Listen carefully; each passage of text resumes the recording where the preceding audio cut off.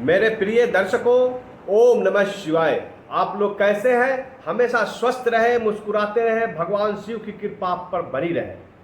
सितंबर मास की शुरुआत हो गई है। साल का दूसरा चंद्र ग्रहण लगने वाला है।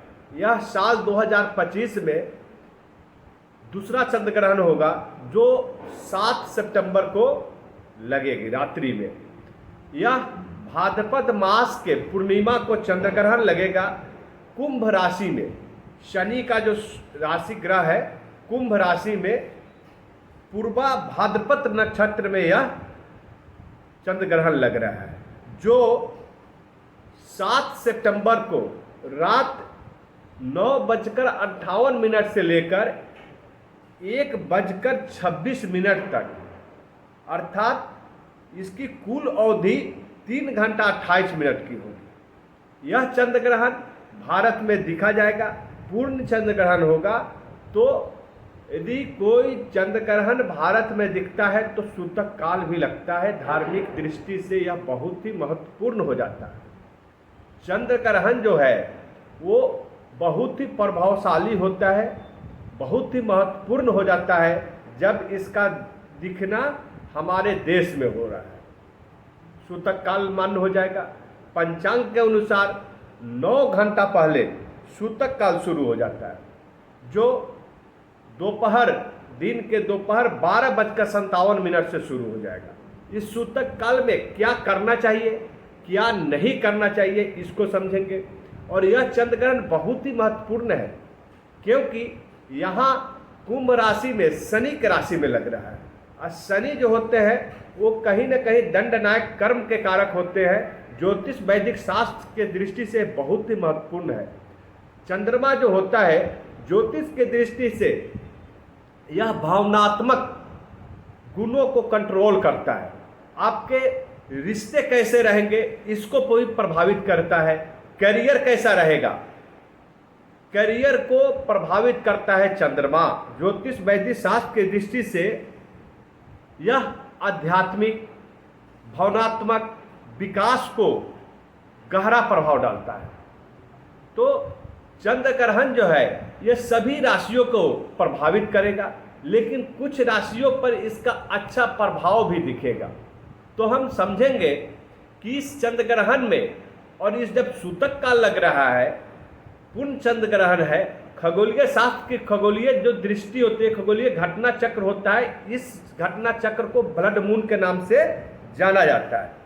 खगोलीय दृष्टि से यदि चंद्र ग्रहण को देखा जाए तो जब सूर्य और चंद्रमा के बीच में पृथ्वी घूमकर आ जाता है और सूर्य की जो रोशनी है चंद्रमा पर नहीं पड़ती है तो चंद्र ग्रहण लगता है। और धार्मिक दृष्टि से देखा जाए तो राहु केतु की छाया प्रभावित करता है और इस प्रकार चंद्र ग्रहण लगता है। इसकी रोशनी या तो एकदम ब्लड मून मीन्स एक लाल रंग की दिखाई देगी चंद्रमा, या काले अंधकार के रूप में दिखाई देगा। तो चंद्र ग्रहण जब पूर्ण चंद्र ग्रहण लगता है और हमारे भारत में दिख रहा है तो सूतक काल शुरू हो गया।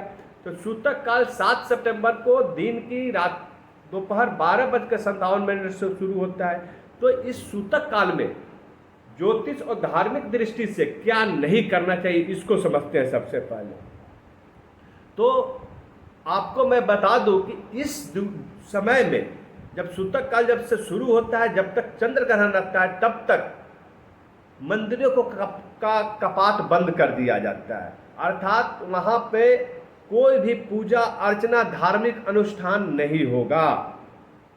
इसके साथ साथ गर्भवती महिलाएं, बच्चे और बुजुर्गों को घर से बाहर नहीं निकलने की सलाह दी जाती है, क्योंकि इस चंद्र ग्रहण का उनके ऊपर निगेटिव प्रभाव पड़ सकता है।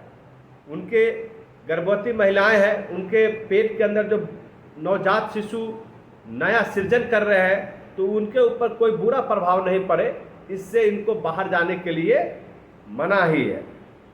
दूसरी बात क्या है कि यह चंद्र ग्रहण जो है आपको भाद्रपद के पूर्णिमा को शुरू हो रहा है और उस दिन से पितृपक्ष की भी शुरुआत हो जाती है। साथ ही साथ आपको जब भाद्रपद पूर्णिमा का शुरुआत हो रही है, चंद्र ग्रहण लग रहा है, पितृपक्ष की शुरुआत हो रही है, और साथ ही साथ शनि का राशि कुंभ राशि में और पूर्वा भाद्रपद नक्षत्र में चंद्र ग्रहण लगता है। ऐसे में किन राशियों को यह शुभ फल देने वाला है? तो वह राशि है मिथुन राशि, मकर राशि और धनु राशि। ये 3 राशियां होगा जिससे इस ग्रहण से इनको विशेष लाभ की प्राप्ति हो सकती है। दूसरा बाकी जो राशियां है, राशि चक्र के जो 12 राशियां होते हैं जिसमें 9 राशि बच गया, उनके ऊपर इसका मिला जुला प्रभाव रहने वाला है। तो इस चंद्र ग्रहण के अशुभ प्रभावों से कैसे बचा जाए, तो इस समय आपको क्या करना चाहिए, इस पे विशेष आपका ध्यान होना चाहिए। तो पूजा अर्चना नहीं करना है, कोई धार्मिक अनुष्ठान नहीं करना है, लेकिन आपको अपने घरों में खाना इस अवधि में या तो उससे पहले खाना भोजन ग्रहण कर ले, या आपको इस अवधि के बाद आप भोजन बनाएं और खाना ग्रहण करें स्नान उस्नान करके।